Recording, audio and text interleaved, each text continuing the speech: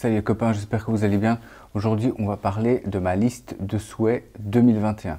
Donc, dans une vidéo précédente, je vous avais montré quel était l'état de ma collection en ce début d'année. Donc 2020, j'avais recentré vers des diamètres un petit peu plus petits, donc typiquement du 36 mm. Alors maintenant, je vous remets la collection pour que vous puissiez encore bien la photographier parce qu'on va parler des montres de l'année 2021, donc les montres que je vise dans ma collection. Alors je ne vais pas évidemment pouvoir toutes les acquérir. Si je pouvais ne serait-ce qu'en avoir une ou deux, je serais super content. Dès que j'ai une montre qui me plaît, je la mets dans une petite note sur mon téléphone. Et puis, à la fin de l'année, je reprends toutes les notes, je fais une sélection. Et nous voilà ici avec une sélection de 5 montres. Et on commence tout de suite avec la marque Nomos, qui est une marque qui a été créée au lendemain de la chute du mur de Berlin. Alors ils ont une fameuse Nomos tangente qui est très connue. Et moi, le modèle qui m'attire le plus, c'est en fait l'Orion. J'adore la forme du boîtier, je la trouve très très effilée, superbe. Et alors évidemment en version 35 mm, parce qu'elle existe en 33 et en 38. Donc qu'est-ce qu'on a avec cette montre? On a une pièce bien finie, style Bauhaus, avec, évidemment il y a moyen de la prendre dans d'autres coloris, mais je dirais ici avec des index appliqués, des aiguilles bleues, donc index qui sont dorés, et par rapport au style Bauhaus, en fait, je ne sais pas si vous remarquez, mais il y a quand même un certain relief sur cette montre, alors que les montres Bauhaus, c'est souvent des feuilles imprimées, c'est parfois un petit peu triste. 1600 € quand même, vous avez un remontage manuel avec ça. C'est un mouvement propriétaire, ils ont investi des dizaines de millions d'euros. C'est une marque de montres, ils sont je pense 250 ou 300 dans le monde. Alors il y a des revendeurs un peu partout autour de la Belgique, mais pas en Belgique malheureusement. Alors la prochaine montre qui me fait de l'œil, ni plus ni moins la Rolex Datejust. Donc comme vous savez, l'année dernière j'ai revendu une GMT Master 2, parce que c'était 13 000 € au poignet, je trouvais ça déraisonnable, même si c'était 10 000 € au poignet, je trouvais ça un peu déraisonnable. Et du coup, je veux dire, ça me manque un peu d'avoir une Rolex. Pourquoi? Enfin, c'est pas que ça me manque, mais le fait est que l'identité visuelle de Rolex pour moi c'est aussi la lunette cannelée, chose que je ne pouvais pas avoir sur la GMT Master 2 parce que voilà il y avait une autre lunette, il y avait de la couleur, mais bref.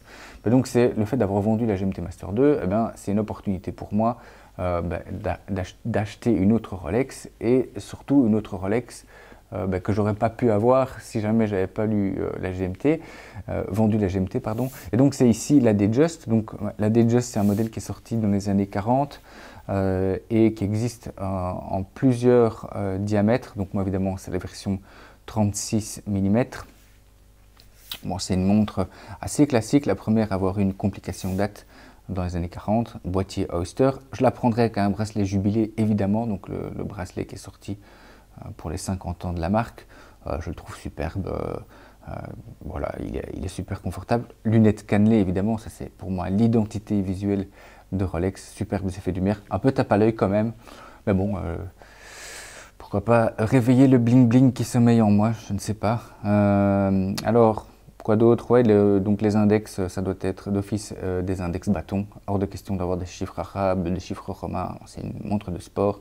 Boîtier Oyster, effilé, ça doit être simple, mais avec le rendu de la lunette cannelée. Un détail dont je ne veux pas entendre parler, c'est ceci, avec le cadran type chemin de fer. Je trouve que ce chemin de fer surcharge le cadran qui, sur un 36, sera déjà pas étriqué, mais inutile de rajouter des choses en plus. Alors qu'est-ce qui pourrait bien m'aller dans cette petite sélection? Celle-là c'est pas mal, mais il y a un Oyster. Qu'est-ce qu'il y a d'autre? Voilà, ici plus bas, il y en a une belle, tiens. Donc typiquement, lunettes en or blanc, jubilé et index bâton. Elle a l'air encore en très bon état. Cette montre-là, voilà, ici, elle a déjà été polie. On voit par contre que le Rolex ressort bien. Vraiment un beau modèle, mais bon, seul petit problème ici, c'est qu'il n'y a pas les papiers. Et pour moi, les papiers, c'est super important. Je veux que la personne qui va la revendre eh bien, puisse la revendre assez facilement. On passe à la montre suivante qui est la Smith PRS 25. Donc c'est la montre qui a grimpé l'Everest, enfin en tout cas c'est ce qu'il raconte, puisque Rolex raconte la même histoire avec son Explorer. Et oui, il faut croire qu'ils étaient à deux à grimper l'Everest en même temps. Donc je pense que les gens qui l'ont fait se sont pas parlé entre eux, enfin en tout cas pas pour choisir les montres. Donc il y a eu apparemment une partie des gens qui avaient des Rolex et l'autre partie avait des Smith PRS, aussi en configuration Gilt avec les aiguilles dorées, c'est pas mon truc. Mais donc voilà, les deux marques aiment raconter que c'est eux les premiers à avoir grimpé l'Everest. Il faut savoir que chez Rolex, tous les alpinistes ont dû remballer la montre pour analyse. Donc c'est quoi ces 36 mm fond vissé, couronne vissée, des cornes percées pour pouvoir changer les bracelets comme des fous et s'amuser à acheter plein de petits bracelets. Mouvement Miyota, voilà, mais bon, c'est un petit peu logique, hein, à ce niveau de prix-là. Vous voyez les index 369, on est vraiment sur une Rolex en fait, Explorer 1. 325 pounds, c'est hard, d'autant que maintenant le Brexit est consommé, je vais dire, donc on a 20% de taxes, plus les frais de transport, voilà, ça va quand même cogner à des 400-420 € à mon avis, une histoire pareille. Mais voilà, je la trouve superbe, très important, c'est une montre qui est fort demandée, j'ai déjà essayé d'en acheter d'occasion et à chaque fois elle me passe sous le nez, donc toujours utile hein, d'acheter une montre passion qui va pouvoir à un moment donné se revendre rapidement. Ouais, je sais que c'est pas le but, mais on sait tous hein, que dans ce hobby, on dépense des sommes parfois un petit peu déraisonnables, donc c'est bien de se dire qu'on peut récupérer ses billes quand il le faut. Alors, la montre suivante, eh bien, c'est une Archimède. La marque Archimède, c'est une marque de montre allemande. Donc, on est sur une montre en 36 mm, parce qu'elle existe en plein de versions, avec couronne à gauche, avec du 39, du 42, mais moi évidemment c'est le 36 que j'aime bien.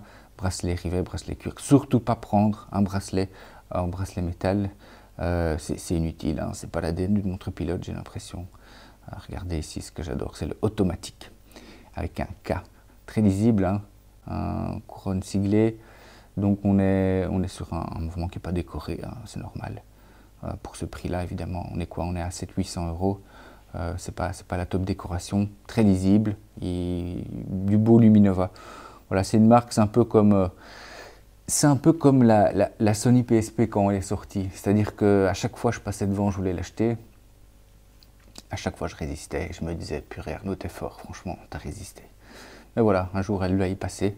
Pas la PSP par contre, mais l'Archimède. On n'en voit pas souvent d'occasion. Je ne sais pas si c'est un problème d'offre ou un problème de demande. Aucune idée, mais c'est une montre qui m'a tapé dans l'œil en tout cas. Alors la montre suivante est une montre de la marque Oris. Alors Oris, c'est la marque qui monte, hein. Franchement, ils ont créé leur propre calibre il n'y a pas longtemps. Ils ont ouvert une boutique à Paris.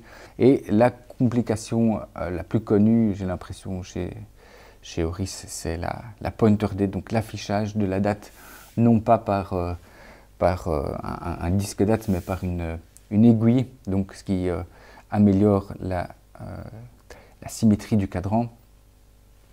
Sans surprise, évidemment, le diamètre que je vise, c'est un diamètre ici en 36 mm, donc il y a plusieurs possibilités qui s'offrent à nous alors en 36 mm, et on a par exemple ici en fond vert.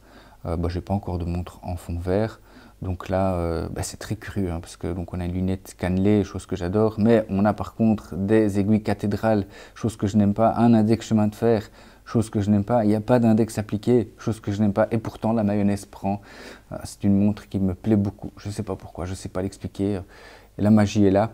Au niveau du mouvement, c'est bien simple, il n'y a strictement rien marqué, c'est quand même un comble hein, pour une boîte qui a lancé son mouvement propriétaire il y a quelques mois encore et qui a reçu vraiment les critiques positives de tout le monde. Ouais, donne super bien, belle finition. Et alors ici sur le poignet, ouais, le mec a du bon poil, là, mais quand même ça donne bien. Donc voilà, une montre que je vais rajouter aussi sur ma liste.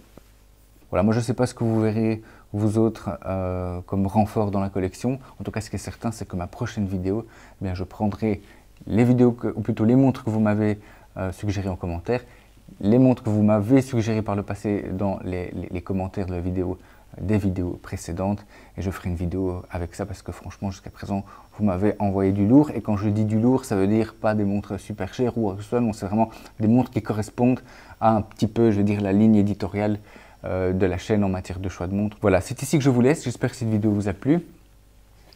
Si c'est le cas, abonnez-vous et je vous dis à très vite. Ciao!